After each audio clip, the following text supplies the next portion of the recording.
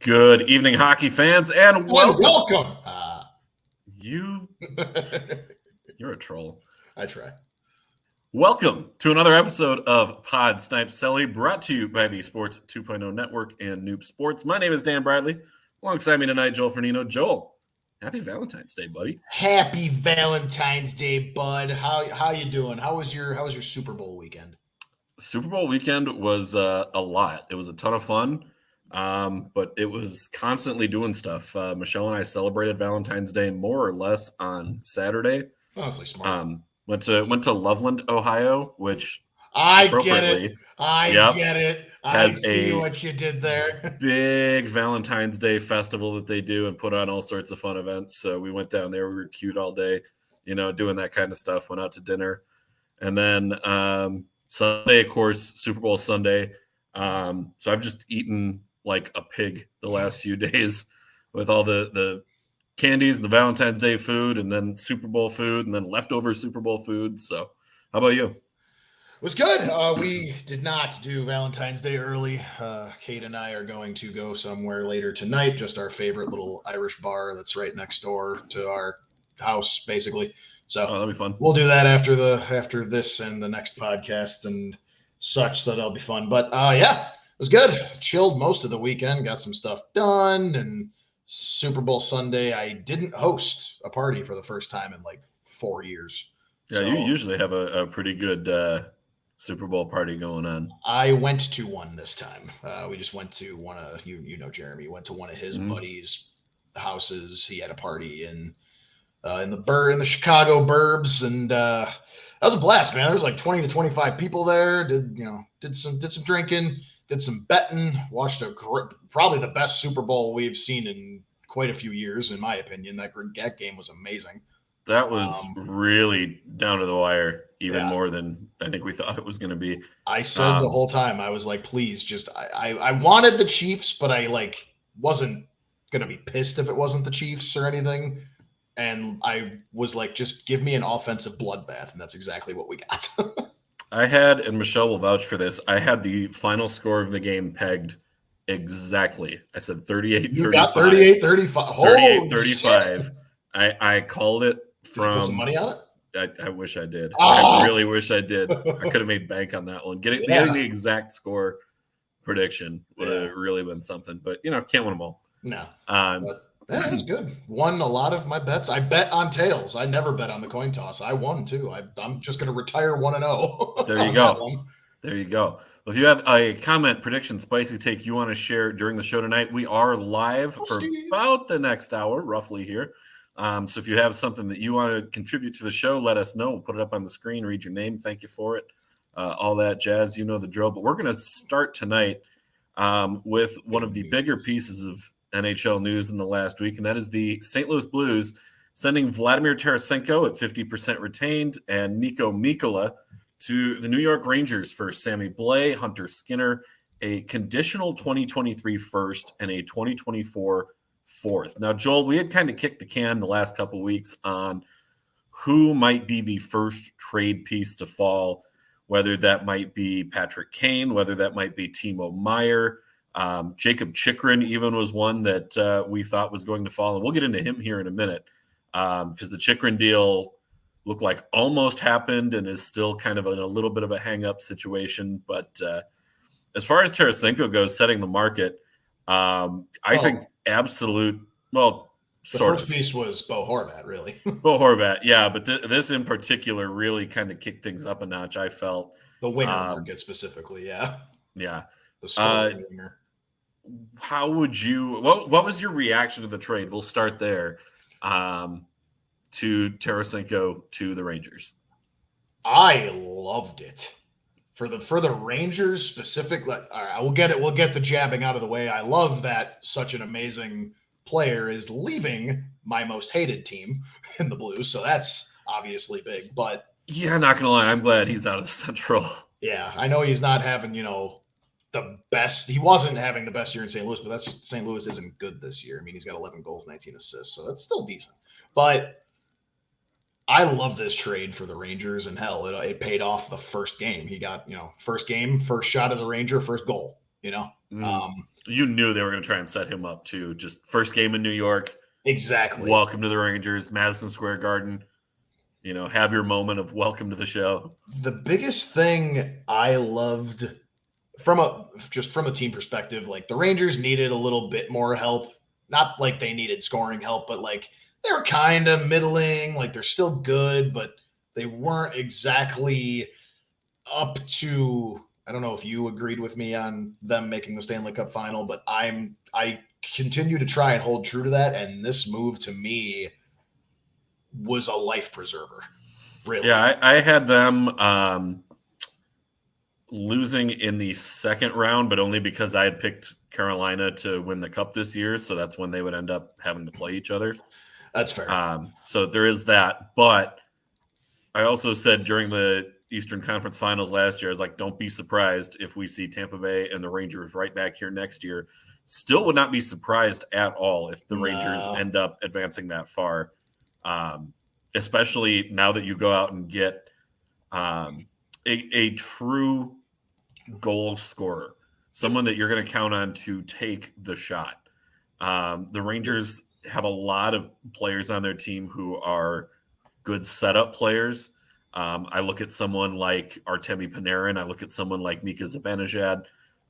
Those two do a lot to create offense, but especially with Kreider kind of coming back down to earth a little bit after a ridiculous scoring streak last season, really getting this kind of offensive punch to the lineup. It's some heavy firepower. And the scariness, too, comes from the fact that, and I've been following this kind of narrative since the Blackhawks got Artemi Panarin. Vladimir Tarsenko and Artemi Panarin have been best friends since like childhood. Yeah. And Tarasenko wanted the Blues to pick up Panarin when the Hawks went out and signed him as a free agent from the Russian Pro League. The KHL, yeah. Yeah, the KHL. And like, I know he wanted him. I know they've had a great, kind of friendship. And I just like that trade. I was like, they might not reveal it. Maybe they will in some interviews. Like Panarin had maybe a little bit of a, just a little like kind of nudge in it. Right. And immediately too, same line. And that's the thing. Like you put Tarasenko and Panarin both on each other's wings. Like that to me, without like, that's why you were asking like about the trade. That was why I saw the trade and was just like, without even looking at stats, without even looking at projections, that alone is why I loved it, because you can see both of them fellow countrymen, just fellow best friends in general too, just setting each other up all season long now, the rest of the way here.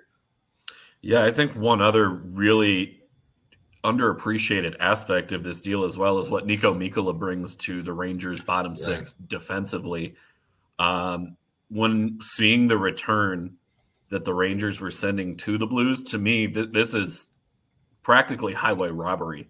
You're far and away getting the best player in the deal as it sits right now in Tarasenko, with that retained salary as well. So they did. I forgot about the retained. I forgot about that. Yeah, so the retention there so that they can fit him under the cap. Yeah. They get help in their third pairing, which maybe even second pairing upside for Niko Mikkola.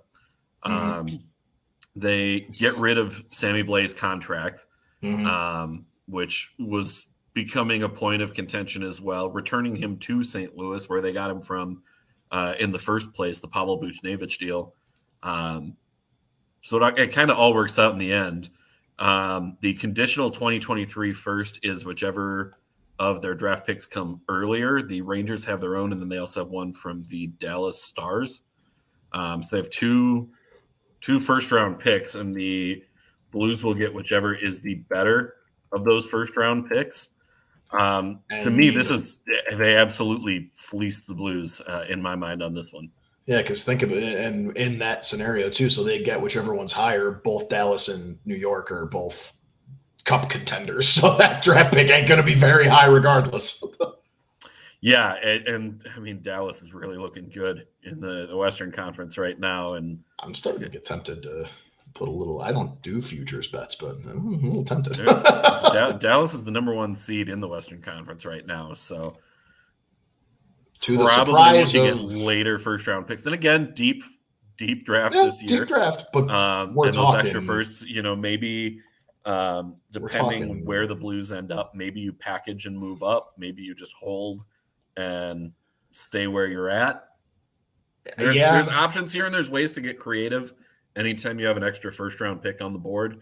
But to me, this is a rental. They're not looking to extend Tarsenko. Oh, no, I think he'll hit free agency this summer. Not at, but as far 30, 31, I think he is. So yeah, no. Yeah, 31 for Tarsenko. Yeah, so his cap hit right now is that 3.75. That's what the Rangers are paying. Double that is what his overall contract is. So, oh my god, yeah.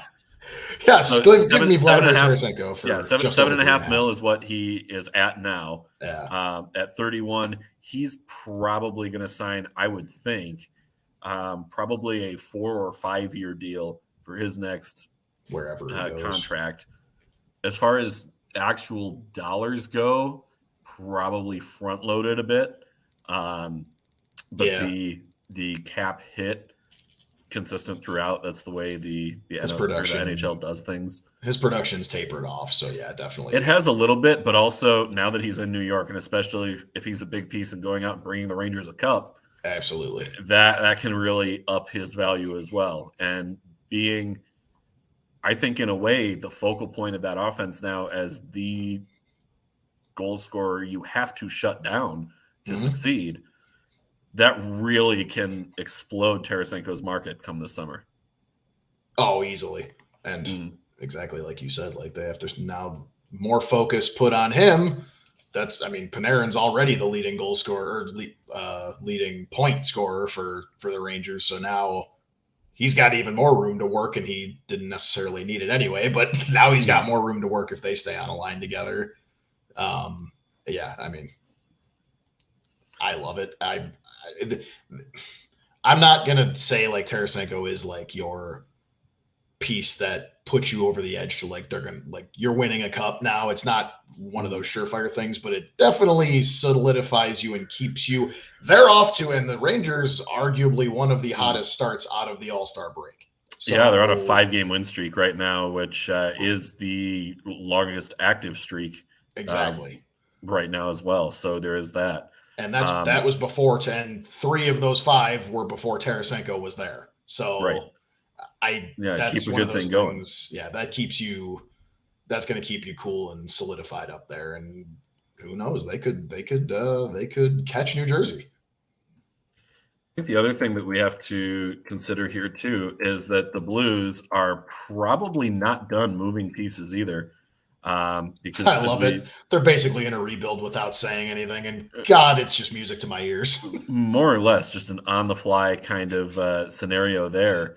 But looking at the team for next year, they have 4 forwards who are fully under contract for next season: Braden Shen, Pavel Buchnevich, Braden Shen, Pavel Buchnevich, Brandon Saad, Jordan Kyrou, and Robert Thomas.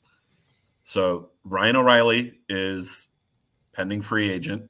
I would think the Blues try and move him. And when you talk about cup experience, when you talk about his proficiency in the faceoff dot, his abilities in both zones, there's going to be a big market there, and the Blues will need to capitalize on moving O'Reilly. I heard rumors today that Barbashev as well, really cap-friendly deal there, a 2.25 on the cap hit for Barbashev. For a team looking to add a depth piece, that could be a really good move as well. So, Joel, I want to ask you, where do you see some of these other players ending up?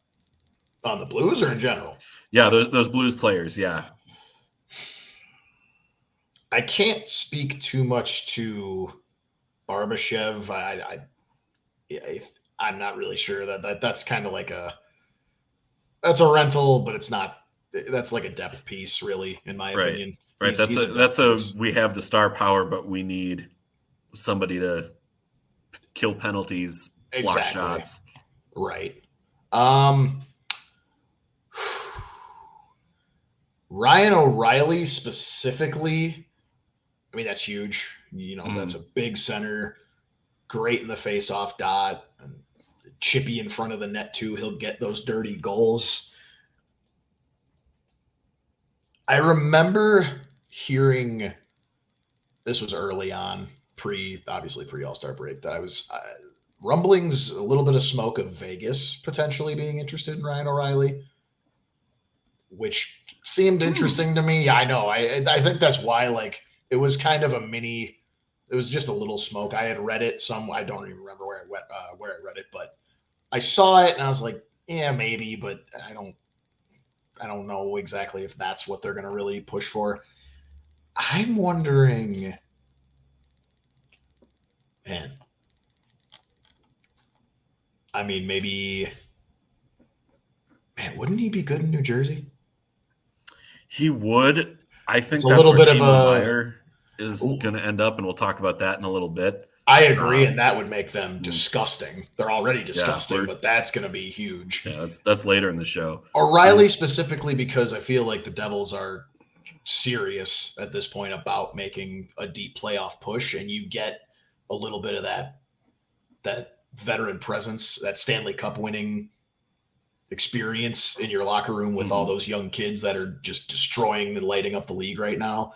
That's why it's interesting to me. That's not necessarily me saying he's going to go there, though. HP, you are chiming in and making me dream about things that are never going to happen, but I absolutely wish. O'Reilly to the Wild. I'm happy he said that. Such a perfect fit. It would be. I'm absolutely not going to happen. I'm so happy he said that because I was thinking about that. Now, again, O'Reilly is not slowing down, but he's not getting any younger either. I don't know. Look, I'm going to say this respectfully. You guys are underachieving to the fullest potential of underachieving right now. We have hit a really tough patch in the schedule, the Wild have. Had you been in the mode of, well, what I said you were going to be at the beginning of the season, my preseason kind of prediction was that you were going to be kind of battling for that second, maybe even that first spot in the Central. If you were doing that, if you were on the Winnipeg, even on the Winnipeg level, I'm not even going to say if you were on the Dallas level. If you were on the Winnipeg level, I think you do make it happen. Now, though, I don't know if it makes sense.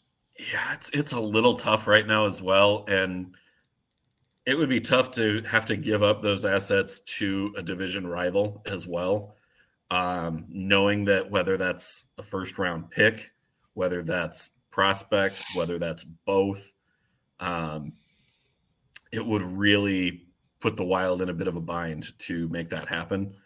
I don't want to spend but he's such a good fit. Oh, yeah. Oh, easily. I don't want to go too deep in the weeds with the Blues moves, but the one other thing that sounds a little fun, I'm just going to throw it out there.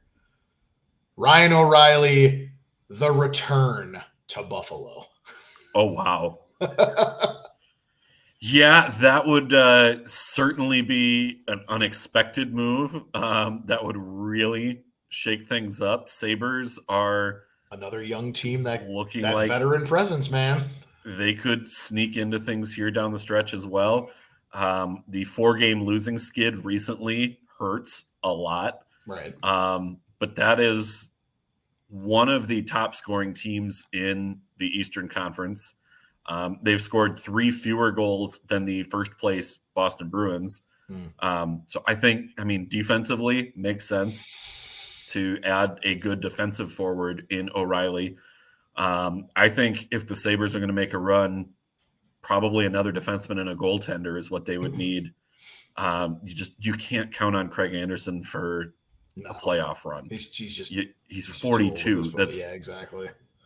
Interesting one here, and I want to hear back on this one. Don't want Ryan O'Reilly. Wild fan, Minnesota Wild Talk, does not want Ryan O'Reilly. Well, I think, and again, maybe that's the division opponent aspect of it and giving those assets up. That's the other thing. I don't know if that would happen. Yeah. I also don't know, just in terms of his style of play, like they would try to play him between Kaprizov and Zuccarello. I don't know how well that would work just based on his style of play alone.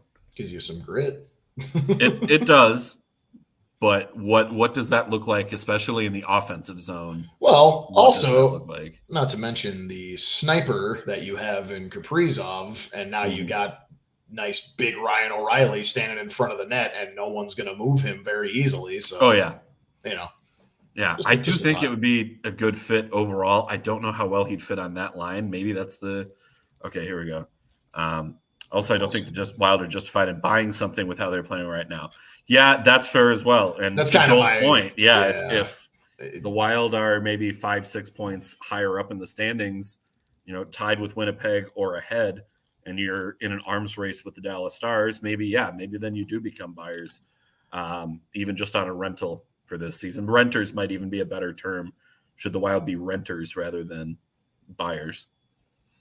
Yeah. I mean, I could see renting more. Maybe it gives you that extra jolt to try and just be one of those teams that gets hot towards, or down the stretch, and maybe you get into the dance, and maybe you're hot at the right time type of thing. But you can really get that from a rental. Trust me, that works. We brought this one up at the end of last week's show. The Wild's schedule for the rest of February, they'll play the Avalanche tomorrow, Dallas on Friday, Nashville Sunday, then Kings, Blue Jackets, Maple Leafs, Blue Jackets, Islanders. That's not exactly a hard stretch. It's not an easy one, though. I mean, Islanders, Sorokin gets hot. That can really cause problems. And the way that team plays defensively, that's a good matchup against the Wild. The Maple Leafs, you never know what they're going to bring at you. Those two times you play the Blue Jackets, can you maybe do us a favor and just sit down and let them win? Yeah, no, we're going to beat them by 5 in each game, and keep them. Oh, I wish. Sorry, Blue Jackets fans. I love you. I want you to get that number 1 pick. No, I don't. Which of course means keep losing. I'm a huge Blue Jackets fan right now. I want them to go on a 10-game winning streak. I'm the biggest Hawks fan that you will ever meet this season, but this season only. The hell out of here. Yeah, you love me and you know it. I've kind of accepted that we'll probably just end up with Fantilli, which is fine. That's great. Speaking of the Hawks, though, with the Blues trading Tarasenko to the Rangers, that kind of puts a jam on the whole Patrick Kane to the Rangers rumor that has honestly been going for about a year now, ever since the Hawks were really starting to look at, do we move on from Kane and Taves? Has the market cooled on number 88? So probably not as it sounds, but when it comes to, he holds the cards, he controls it in a way. Yeah. Yeah. Because he jumped out. Said, He jumped out and he was brutally honest in saying he's, he was a little bummed to see that trade happen because it really did kind of let us in where we don't usually get to be let in that much with the full frontal honesty of, that was a team I was looking at. Right. And that was a team I was looking at. They're doing great over there, et cetera, et cetera. It's also his home state. Without him going to Buffalo, the Rangers are a cup contender. Buffalo's still rebuilding, and they're just a darling. They're not gonna make any deep playoff runs or anything, at least that we know of.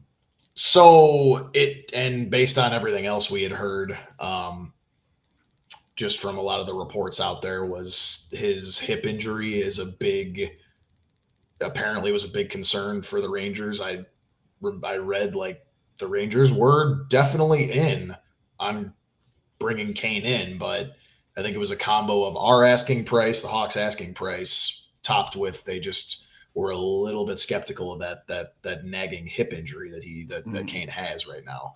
He came out and said too, I feel a lot better now, but his press conference about that gave me the biggest laugh. Was a press conference? Yeah. His interview, interview, but yeah, either way. Yeah. It was one of those things. And I think, but that was the thing too. I understand him being bummed because I think I get it. He hasn't fully made his decision, but I think he was willing to, as long as, and he wants what's best for both the franchise and himself.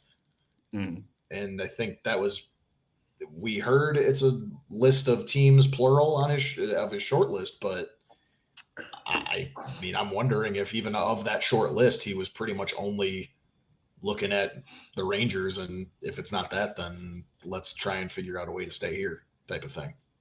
Yeah, from Kane's standpoint, it made a lot of sense that would be where he would want to go. Have another ride for a potential cup win, in the back half of his career.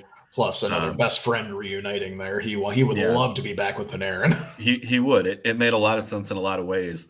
Now, though, I don't know that there's anybody who I can point to and say, like, great fit. There are teams I can say good fit where it would make some sense. I don't think there's any team out there that is as natural of a fit as the Rangers would have been.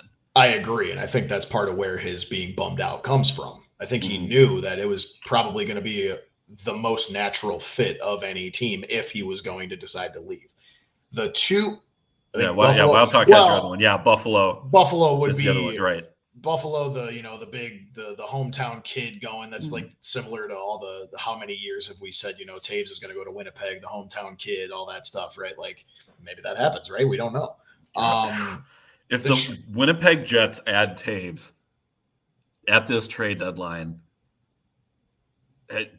Jets are good, man. Oh boy, that would hurt. They're already disgusting at center, and now adding Taves, they're face off. Yeah. But the other thing, HP's in on Kane to Buffalo as well. I mean, hey, that'd be fun I would be happy for him. He's going home. That's awesome for him. And Buffalo has a lot of things they could give us. The other thing, you were talking about other teams. I think the two teams I'm kind of firmly looking at now, it was definitely per Elliot Friedman. So there's ESPN 1000 is ESPN Chicago radio. Every state has their own version of like an ESPN radio. And on Saturday mornings, they have what's called the hockey show.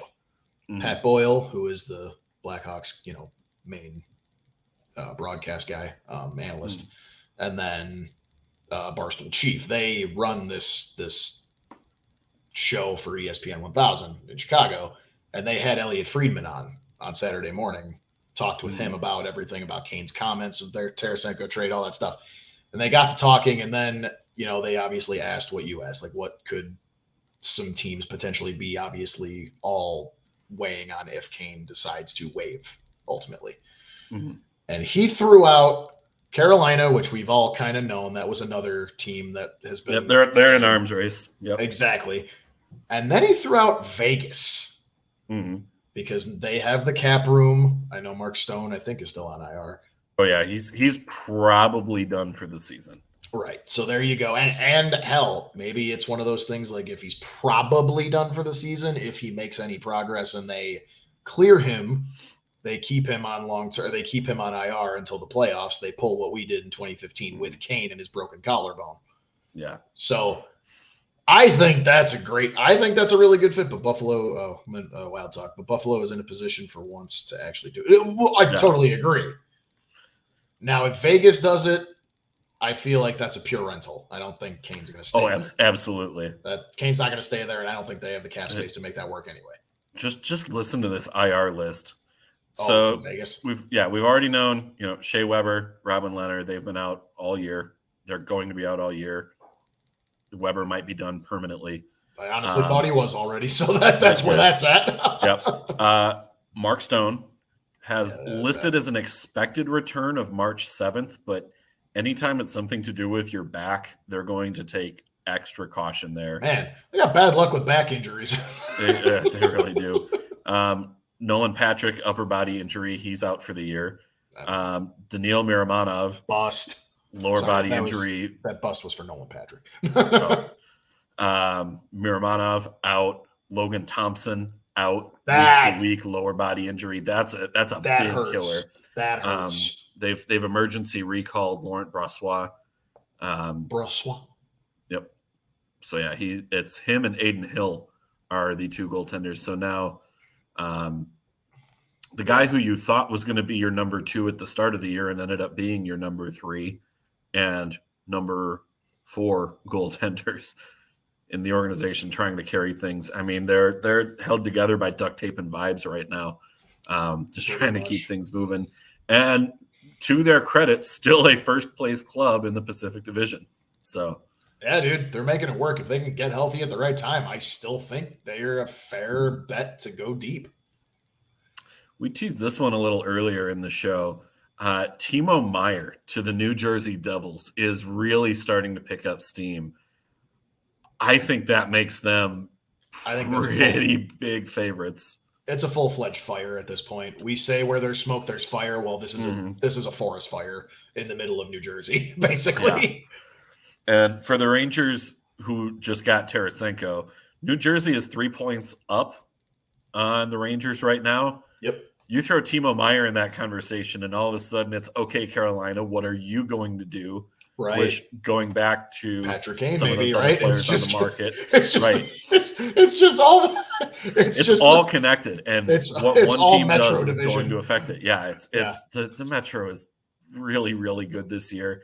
And you've even got Washington, Pittsburgh, and the Islanders kind of jockeying for that last playoff spot with Florida and Buffalo in the mix as well.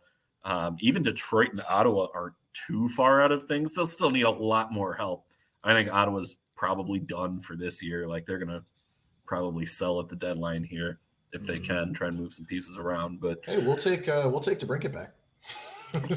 Okay, sure, do it. Yeah, pick up an extra 10 points in the standings this season, and then fall out of Fantilli and Bedard. Never mind. There you go. Sorry, you spoke it into existence. No, I don't. Not at the deadline. I did. It was really funny. I think it was the Sun Times or someone. It's one of the Chicago outlets had a thing. It was like a super quick article about like, oh man, like DeBrincat's contract is up next year. Like, could a return be possible? I'm like, I mean, yeah, that'd be amazing. I mean, 2 years from now, possibly, right. Once you've got whoever you're getting out of this draft early in the draft, he'll be a couple 27. of years. Yeah, it could be a move. Timo Meier, man, wherever he goes, that team is going to be in very, very good shape. But I don't think wherever he ends up that's going to be where he plays next season as well. So you think restricted free agent? Really? So he does still have that. I just don't know, because I look at the cap situations here, and especially if, let's say, it's the New Jersey Devils that end up being the winners of the Meier sweepstakes. Looking at next year for them, Timo Meier, Jesper Bratt, Thomas Tatar, Miles Wood, Eric Haula, Igor Sharangovich, Michael McLeod, Jesper Boqvist, Nathan Bastian, Fabian Zetterlund, and that's just your forwards who are all restricted or unrestricted free agents. Then you throw it on the back end, Damon Severson, Ryan Graves, Kevin Ball, and then Mackenzie Blackwood, whatever you're doing there. I don't see how they fit all of those pieces that they need to bring back under the cap if Timo Meier is part of that equation. I get it, but man, at 26, Plus, if you trade for him now, 30, you tender him and somebody offer sheets him, and then you recoup the picks that you used to trade to get him to begin with, that could really work out in the Devils or any other team's favor. Yeah, that's true. That's just tough, man. 26 years old, 30 goal scorer. He's absolutely in the prime of his career right now, and he's going to get paid for it. 30 goal scorer now 3 times in his career. Yeah, exactly. Yep. I don't know. That's the one thing. Maybe I understand what you're saying, but we might disagree there. I think if the Devils get him, I think they try to find a way to keep him.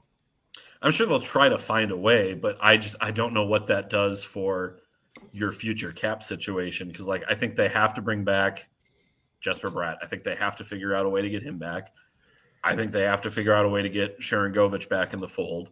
Miles Wood wears a letter, so you're probably working something out there. Timo Meier could wear that letter instead. Maybe, but still, I think there's a little more to it than that. Damon Severson's your other A as a defenseman. I get it's such a tough spot to try and project that far out. And thank goodness there are people smarter than me and more qualified than me to do that. What do you mean? Try to piece all that together. If I was smart enough to do that, I would have a job doing that. Well, I'm just saying the who people who are says you that won't? the people who it's not a matter of would I or won't I. It's a matter of as it sits right now. If I was smart enough to do it, I would be working for a team trying to do it. I am not. I know that, and Well, I have no problem with that. Either way, I think I'll call my shot. I'll join you. I think Meier to the Devils is just an imminent. I think we just got to wait any day now, and we'll see it come in. Maybe they wait. Maybe they keep trying to field offers until closer to the deadline. But I don't think Meier's another one. I don't think we're gonna have to wait until deadline day to see that. Do you think the Jakob Chychrun deal happens this week? I was about to get to that. So I sent you an article earlier today from Bleacher Report of a bunch of possible places Chychrun could go. And yes, I absolutely think that is more imminent. He's going before Timo Meier. He is a healthy scratch for the rest of this week. It's going to happen. To the Kings, maybe. There's been a lot of talk that the deal is basically done to send him to the Kings. There's one player who is a piece in the deal who is a hang-up, does not want to move. Reading between the lines here a little bit, I think it's got to be Cal Peterson that is the hang-up on this deal. Was sent down to the minor leagues, but his NHL contract is still counting against that cap hit despite being buried in the minors. Is that confirmed, or are you just guessing that's who that is? I'm guessing that. I'm trying to read between the lines here and figure out, well, who would be the player that makes sense, that has the money that makes that deal work. Quentin Byfield? Byfield, I think he's been mentioned as part of this deal. He has been mentioned, and of course he's going to, with how good Chychrun is, with the term left on Chychrun's deal, the return that Arizona is expecting. But Byfield is playing really, really well on that top line right now. I don't see why you mess that up if Chychrun is the guy that you're going to go get. The other thing that maybe we don't hear right now, and this is there's no report here. All it was this was one of the teams in that Bleacher Report article, but I have been sold on. I mean, I think I remember even in past episodes I said this when we were talking about the Jakob Chychrun Chronicles. They could potentially be in a bidding war as we speak right now with the other team that could absolutely benefit from him, the Edmonton Oilers. Yeah, and again, a weird situation that the teams would be in the bidding war, same division as the team they're trying to make the trade with. Right. So really could have a big impact on what the Pacific Division looks like, not just for the rest of this year, but for several years to come. Yep. It's what catches me is the big cap hit on Peterson. $5 million for each of the next 3 seasons. My God. Mm-hmm. Yeah, it's not exactly an ideal situation, if you will, for the Kings to have to try and figure out how to navigate that. And if they're going to try and move, I think Peterson is your piece that you move to make Chychrun's dollars work short term, because Chychrun's cap hit is $4.6 million also for each of the next 3 seasons. So moving Peterson in the deal to make the money work. HP chiming in, Edmonton looking at Erik Karlsson as well. Yes, they that's another certainly could be. We need HP on the show. He's reading my mind right now. Yeah, he's on a roll. We'll get HP back on here at some point. He's been on a couple times with us, and it's been great fun anytime he's been on. I'm having some computer issues here. Well, while you fix those. The other thing, why I mentioned Quentin Byfield too is part of the report in that Bleacher Report article was mentioned that obviously we talked about Brant. So Brant Clark and Quentin Byfield sound like those are the 2 big names that are getting tossed around in this potential deal that might even be very close, right? But it sounds like part of the hang up, I like what you're saying, but part of the hang up too is, and you kind of, to your point, you kind of mentioned this, the Kings there aren't exactly chopping at the bit to get rid of either of them. No, not at all. I think there has to be a defenseman going back on the deal. Which, think, if you're looking at that, and they do have some options, whether that's Brent Clark, whether that's Helga Grans, either of those two, I think, would have to be involved in some way. A good point here. I think more teams are involved now because Arizona is willing to retain. Yeah, if Arizona retains salary as well on Chychrun, that definitely opens things up to a world of possibilities for whatever team takes him on. It's such a team-friendly deal wherever he goes. Right. And I think, the Kings probably end up agreeing to part ways with both or another prospect, whatever, if they can also get, you were just talking about the salary, if they can get Arizona to retain anything, which, they've been obviously the big salary floor, salary dumping ground for as long as we can remember. So, right. And you look at where Arizona is headed for the next couple of seasons. Their deadline cap space is projected to be $78.9 million. They can take on some deals along the way. Good Lord. Looking at, by the way, the salary cap is 83 million? 83 and a half exactly. Something like that. Like they have just a stupid amount of cap space that they can take on. I've also heard rumors that on Arizona's side that Karl Vejmelka, goaltender, might be part of that return to the Kings. Mm-hmm. If it is Chychrun and Vejmelka going to LA, like, boom, there's your winner for the Pacific. Like, that is that big of a move. Vejmelka is a very, very good goaltender who does not get talked about because he plays for Arizona. Right, that's true. The guy is a machine. He is the type of goaltender that if I'm picking, if I'm Arizona, I'm a rebuilding team, that's the type of goaltender I want to build around. Look at Darcy Kemper. He left Arizona. Jordan Spence. The other options besides Clark, maybe Alex Turcotte in the picture there as well. Mm-hmm. I think the more salary Arizona retains, the more they can command by a lot. I'm not talking about one extra pick. I'm talking about maybe 2 extra picks if they're retaining salary, or bump that prospect up from like a C or B tier prospect that helps round out the deal to now you're commanding 3 A tier prospects plus your picks. It's so astronomical how much just that little bit will change things, because it is a 3-year deal that they're moving Chychrun on here. Yeah, but I am also with HP too. Like Chychrun or Karlsson. Like if I could put money on it, I would Chychrun or Karlsson to the Oilers are going to get a defenseman at the trade deadline. If they don't, they're clearly phoning it in without saying they're phoning it in. Matt Dumba, please. I mean that definitely helps. It doesn't give a boost. It doesn't give the boost that Chychrun or Karlsson gives you. But absolutely not. It also doesn't do nearly as much defensively to address their issues. But there's it's depth. It's depth. You know, it's kind of like going like, well, instead of the number 1, let's just have a 1B and a couple 2s. Speaking of teams that have questions all over their defense, we'll move into Wednesday night picks here. The Chicago Blackhawks and the Toronto Maple Leafs. Blackhawks plus 1.5 goals at plus 150. So even you're getting plus money if you spot them a 1.5 at the Maple Leafs. Joel, is this the type of game where the Blackhawks just might cover?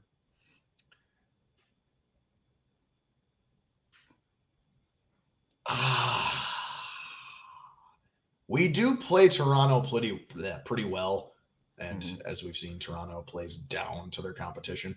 Always. Man, that is tough. I was the whole way home, I was thinking about this game more of a money line, even though I knew we were going to do puck line. I just was not really thinking too hard on it. Worth mentioning, by the way, if you go puck, or if you go money line on that game. Yeah. The Blackhawks are currently plus 370.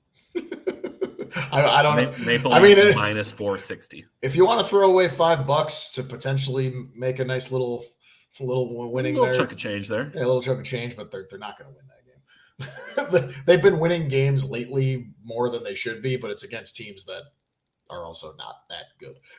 And then the minute they face Winnipeg, they got their asses kicked. So, You know what? I want to hear yours first, honestly. I was thinking I was going to do the opposite of whatever you were going to do on this one, was where I was going. But I'm going to go ahead and make the pick first since you gave me that opportunity. And I'm going to take the Chicago Blackhawks. Plus 1.5 goals at plus money. I get it. They're on the road. But it's the Maple Leafs. It's the Maple Leafs on Wednesday night. And when we have had the Maple Leafs on Wednesday night picks, it has been such a head case since we started doing the show, really. Canadiens up 1-0 on the Blackhawks at the end of the first right now. That's the other thing. That's the second leg of a back-to-back. Yeah, second leg of a back-to-back. Back-to-back road trip. A road trip back-to-back. Yep. So, but maybe, Chicago, if they end up losing tonight or not playing well, but they do come away with a win, something like that. Maybe they get a kick in the pants going into tomorrow's game. They catch Toronto flat early. Stranger things have happened, and it's the Leafs. So, for no other reason than the vibes, give me the Blackhawks. I get it. Are you picking with your head or your heart on this one? Because I can tell your head is saying you want to take the Maple Leafs. We all know where your heart is at with this pick. Yeah. My head says I want to take the Maple Leafs, especially on the second leg of a road back-to-back. Mm-hmm. But we haven't exactly been extremely offensively anemic. We've at least been scoring goals, even in losing efforts. I'm going to have some fun. I'm going to take the Hawks at plus 1.5. We're both taking the Hawks, which means the Leafs are going to win 7-1. I mean, it'll be a late goal for the cover too. For my Wednesday night picks records, that sucks. But for our hashtag suck hard for Bedard bid, that's great. Tampa Bay Lightning minus 1.5 goals at plus 100 at the Arizona Coyotes plus 1.5 goals minus 120. We were just talking about Arizona and what they've done this year. Vejmelka, a goaltender capable of stealing a game. Granted, it's Arizona. They're in a tough spot. Tampa Bay, 3 straight Stanley Cup appearances, 2 wins. Joel, where are you leaning on this one? This one I'm going straight up with the head. The Lightning are picking it back up.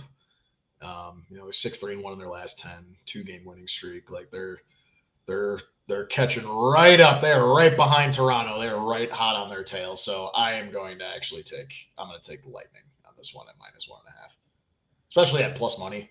I actually kind of like that a lot, especially from a strictly betting perspective. I really do like that.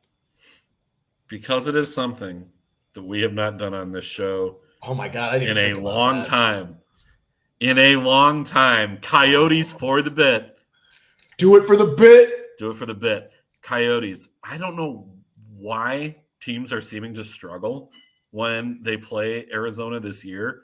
Because, Arizona is not a particularly good hockey team. What? But they are, and here's the catch, 11-8-2 at home versus 7-20-6 on the road. Oh, Coyotes are surprisingly good at home. They're great at their college stadium. For the Tampa Bay Lightning, 21-4-2 at home, 13-12-0 on the road. I kind of like Arizona in this one. Straight up or just in the for the puck line. Not I was like, money, are you adding to this? Money line would be a little nuts. Coyotes are plus 200 on the money line. Tampa Bay is minus 240. But Coyotes. So we agreed on the first game, both taking the Hawks. Disagreed on this one. You're going Lightning. I'm going Coyotes. What's that going to bring us to for another puck line game here? Puck line for this one? Oh yeah. Well, look at how close those odds are. That's why we got to give the people the information here. Yeah, you're right. Detroit Red Wings plus 1.5 goals at minus 130 at the Edmonton Oilers minus 1.5 goals plus 110. Joel, one thing I know for absolutely certain in this game is I'm taking the over. Oh, absolutely. No problem at all there. Yeah, over at 6.5 is minus 125, and I think that's generous. It's going to depend on which Oilers club shows up. Mm-hmm. Are they going to have their legs under them, and are they going to be the offensive juggernaut we know that they are and can be? And are they going to put up 6 goals on the Red Wings, especially at home? Or are they going to come out and say, it's the Red Wings. They're mid at best. We'll be fine. Let's just scrape this one out and get we'll go home and we'll get a dub barely, right? It's grinded out. It's going to depend on that. With that said, is either team playing tonight? No, neither team is playing tonight. Neither team is playing tonight. Okay.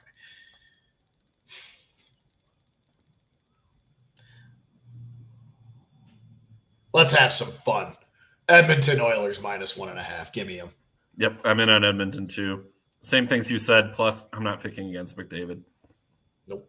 I just can't do it. Now, is he? He's not at 100 points yet, but no, but he's getting darn close. I know. So hold on a second before we move on.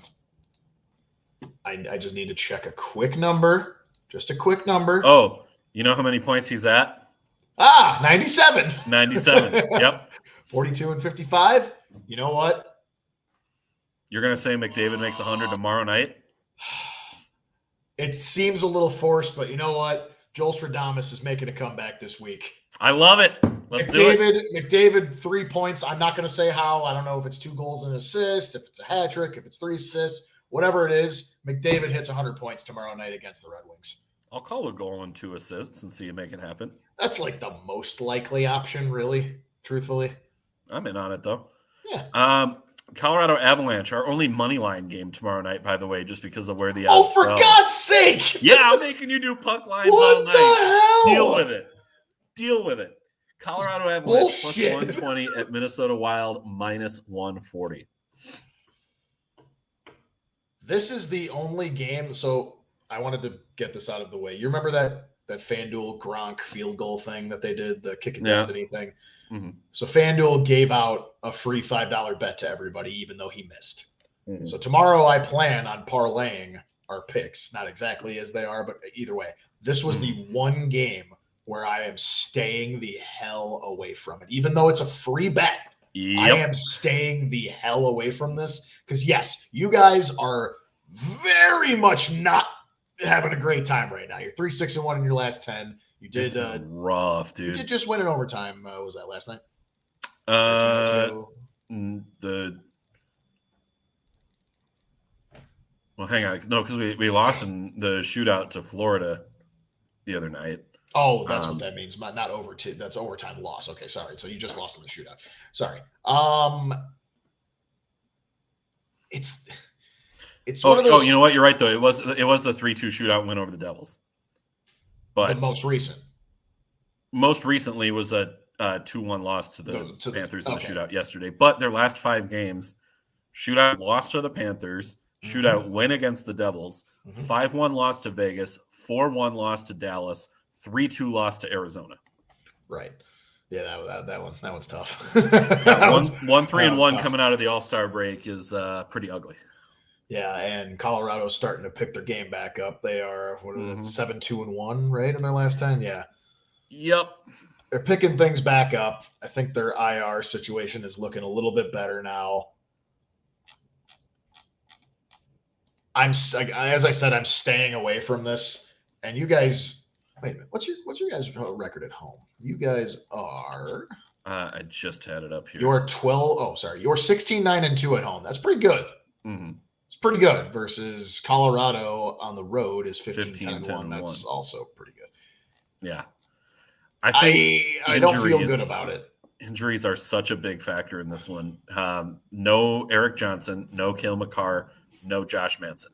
I forgot about no Cale Makar. That's 3 of your top 6D being out. Makar maybe back, but he's not playing tonight against Tampa Bay. Understandable. Yeah, smart. So again, you have a team on the second leg of a back-to-back. But worth mentioning for Minnesota as well, Marcus Foligno out with a lower body injury. Bless you. Lower body injury for Foligno. Blocked a shot.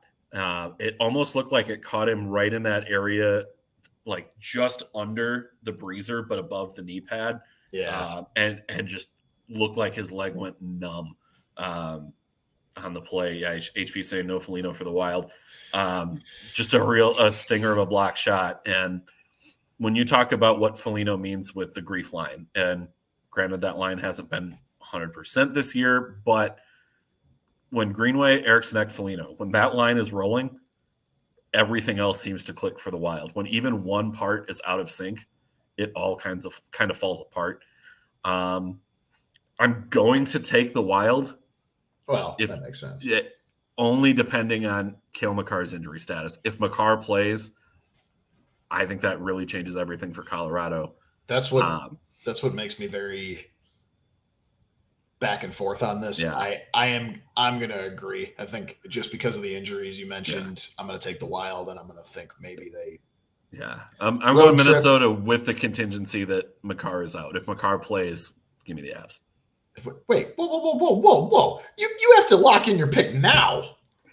You can't contingency this stuff. I've done it before. What? We did it once last year. I didn't know about this. It was a goaltender one though, versus being a skater. But it was a goaltender. I remember that much. I'm locking in the Wild, regardless if Makar plays. I don't feel good about it, but I'm gonna say that you guys. Then you know what? I'll do it too. I'll take the Wild. We'll lock it in. We'll do it now. Buffalo Sabres minus 1.5 goals, plus 125 at the Anaheim Ducks, plus 1.5 goals, minus 145. All right, this one I understand being puck line. Yeah, I get that. Yep. Well, wait till you see the next one too. Oh yeah, I forgot about it, but yeah. I mean, Buffalo, like you said, I mean, they're rocking a 3-game losing streak right now, or 4-game actually, right? Or no, it's 3-game. I mean, Anaheim is obviously terrible. My heart wants Anaheim because I want them to continue to win. but yeah, I bet you do. Yeah. Ducks are 3 points clear of the Hawks right now. Yeah, I see that. We're still ahead of Columbus though. Yeah, just barely by 1 point. 1 point, right? And hopefully Montreal can hold this lead. Choke Montreal, choke it away. Nope, Kirby Dach is on a revenge mission. Oh shoot, you know what? You're right. Yeah, he's gonna have to win that one. This is tough to me. You know, I'm having fun with these picks. Then at this point, they're away too. Oh, you know what? This isn't money line, obviously, but I am just curious how Buffalo plays on the road. Oh my! Okay, 15-8-2 on the road for Buffalo. You know what? I'm just going to continue to have some fun. Give me the Sabres minus 1.5. I'm probably going to be wrong, but I'm going to take the Ducks at plus money, and I also don't feel very good about it at all. The Ducks aren't at plus money. Or plus the goal and a half. Sorry, you're right. Not plus money. Like, plus the goal and a half. Like no, if I was taking them at plus money, that means I'd be taking them on the money line, which would be a big problem. So yeah, not that one. Mm-hmm.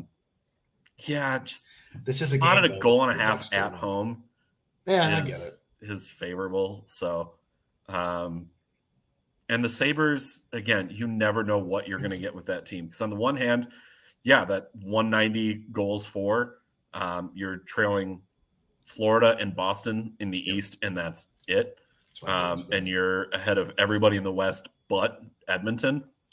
And that's pretty good. That minus 88 goal differential for the Ducks, too. Right. But only a plus 8 goal differential for the Sabres. So as high scoring as they've been, you know, you get a John Gibson throwback game, and he puts up another, 40 saves. Wins a 2-1 hockey game, something like that. Wins a 1-0 game.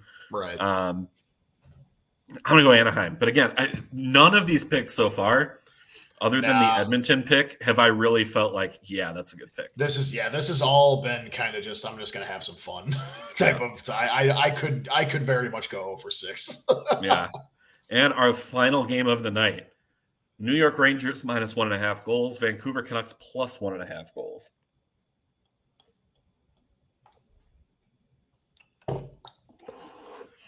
Rangers are hot, man. That's almost what scares me. Yeah, I mean, Vancouver though. Vancouver's terrible. They got rid of Bo Horvat. 3-6-1 in their last 10. Right. I can't think of his name right now. What the hell? Minnesota kid, star. Brock Besser. Is he playing? Or is he hurt? That's a very good question.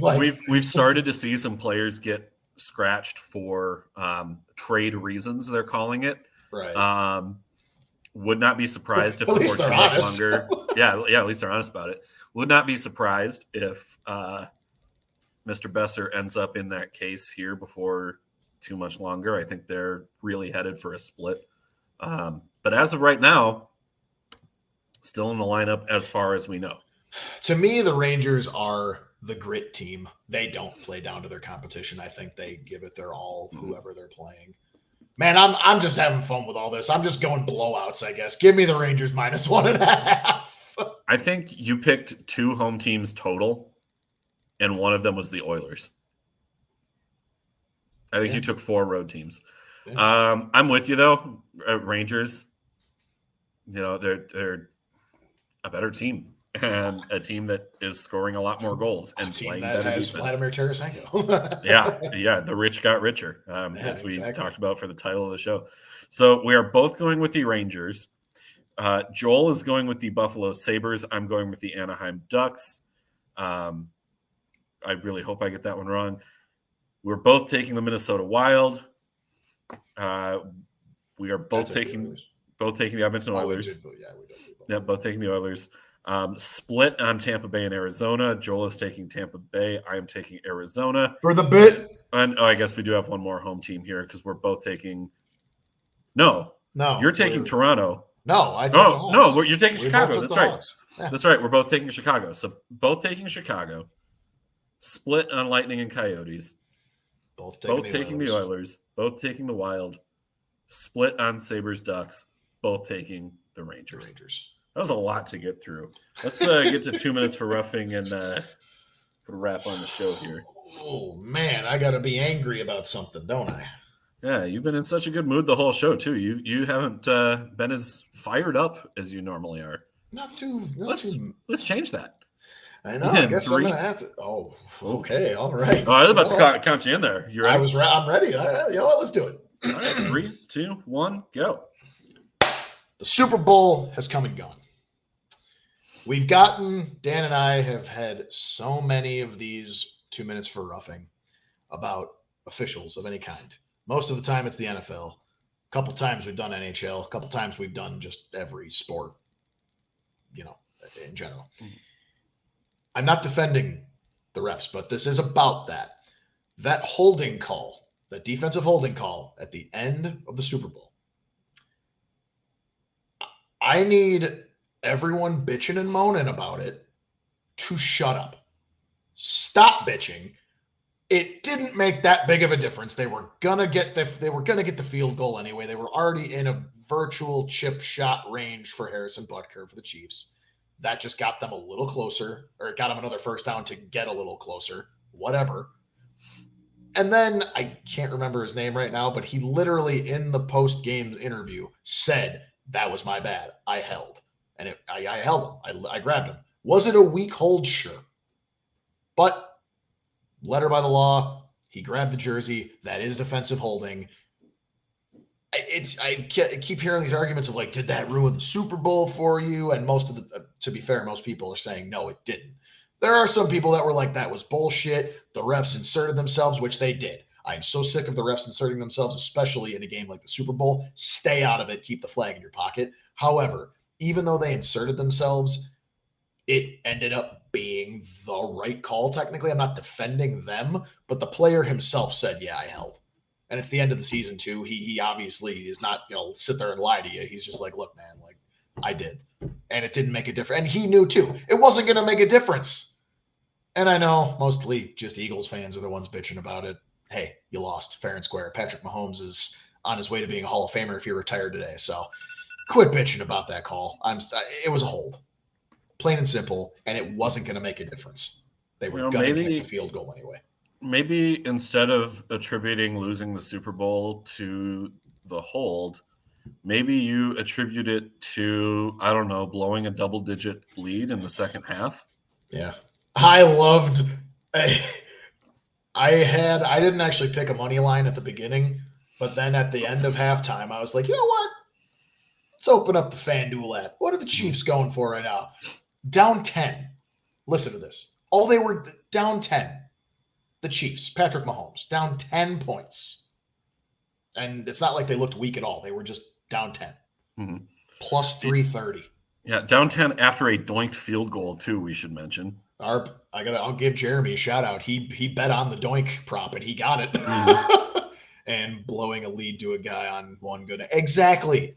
Yeah. And sure, they boosted him with some Toradol and God knows what. He had, yeah. He was flying high as a kite before winning it all. Mm-hmm. Sure, he was afterwards too, after all the Coors Lights or Bud Lights or whatever.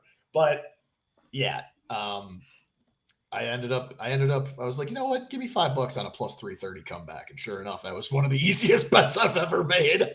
Yeah. I mean, I don't hate dynasties. I know they're technically not a dynasty quite yet. They probably need one more to really solidify that dynasty name. But I don't. There's nothing about the Chiefs I hate. Mahomes is awesome, and he's not like this controversial asshole. He's just amazing, a legend already.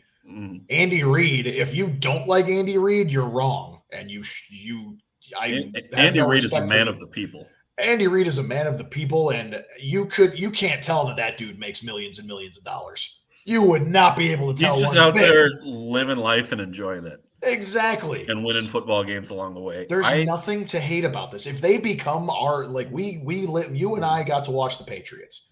We hated it most of the way. We learned to respect it as we matured, but we still kind of hated it in some ways, right? Mm-hmm.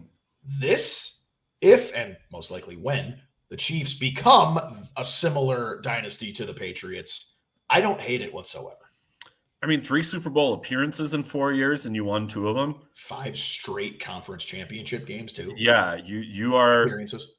You are on the brink of a dynasty. If they're back there next year, win or lose, to me, that's still a dynasty. Not to mention, I love the Kobe mentality that Mahomes had because he actually tossed that down. He's like, we're not a dynasty. We need to win. We got 2. We need more. We're not a dynasty yet. Mm-hmm. So that's my thing. Yeah, that's probably a good place to end the show tonight. Thank you to everybody who watched, tuned in, and commented throughout the show as well. We had a ton of comments tonight once again. Good viewership as well, it looked like. You rock. We love you, and we're not just saying that because it's Valentine's Day. Thank you to all of you. Be sure to like, subscribe, and follow on Twitter at PodSnipeCelly, and on Facebook you can search PodSnipeCelly there as well. We, I think, are back pending my hockey schedule because we may or may not have a rescheduled game next week. So stay tuned to our Twitter feed there to see what's going on. But I would anticipate that we have a show next week as well, which would be the second to last. No, is that math right? What? I was going to say, is that the second to last show before the trade deadline? And it is, because March 3rd is the trade deadline. So we have potentially 2 shows max before the trade deadline. And I'm not going to, obviously you and I have to work this out, but we'll half tease. There's a chance we do a trade deadline live show. So we'll do it. Maybe stay tuned for that. Maybe stay tuned for that. In some way, shape, or form, we're going to have some live element trade deadline reaction. I work from home every Friday, and it's usually not busy, so I can work and do a live broadcast at the same time. It's not like it's an episode; it's just a live cast. We'll see what we can do there. But that is it for tonight. He's Joel. I'm Dan. Enjoy the rest of your night, everybody. Bye.